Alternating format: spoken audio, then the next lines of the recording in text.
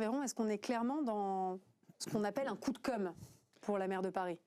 C'est un coup de com' qui détourne une fois de plus l'idée de consultation. Parce qu'une consultation, c'est d'abord un débat. Et c'est une bonne idée en soi, c'est plutôt ça. C'est une très bonne idée. Évoqué avec Philippe Moreau-Chevrolet. Tous les Français et les Parisiens particulièrement sont très attendent des consultations. Mais une consultation, c'est un temps de débat avec à charge, à décharge, des échanges dans les conseils de quartier, dans les mairies, et on donne plus que juste 2 mois qui sont très courts avec des vacances scolaires au milieu. Donc une consultation, si on veut qu'elle soit digne de ce nom-là, il faut qu'elle soit longue. La question, elle est ambiguë parce qu'on a un oxymore. Tout le monde est pour les jardins, et donc le mot jardin, évidemment, donne à tout le monde envie de dire oui, je suis pour les rues jardins. Mais il y a le mot rue dedans. Et effectivement, dans la balance, il y a est-ce qu'on veut plus de jardins ? Encore faudrait-il que la mairie entretienne ses jardins et ne laisse pas ses arbres dépérir par malnutrition, mauvais entretien. Non, mais déjà que les jardins existants soient bien entretenus, parce qu'elle est incapable de gérer ses propres jardins existants. Deuxième chose, il y a le mot rue. Et la rue, c'est important parce que ça a une fonction. Les villes ne sont pas nées autour des rues par hasard. Les rues ne sont pas tombées du ciel. Les rues, une fonction, c'est de la mobilité. Et la mobilité, à vélo, à pied, en calèche autrefois, peut-être demain si les écolos continuent leur chemin, et puis en voiture aujourd'hui, en camionnette.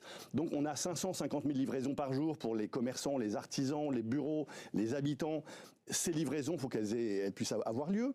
Des personnes handicapées qui ont besoin de circuler, en fauteuil ou à mobilité réduite, des personnes âgées notamment, des familles avec des enfants. C'est que ces rues, ça fait partie de l'espace public et c'est un espace partagé pour tous les usagers finalement. Elles ont une utilité. Et pourquoi votons-nous en fait? On ne sait pas. Quelles sont les 500 rues? Personne à la liste.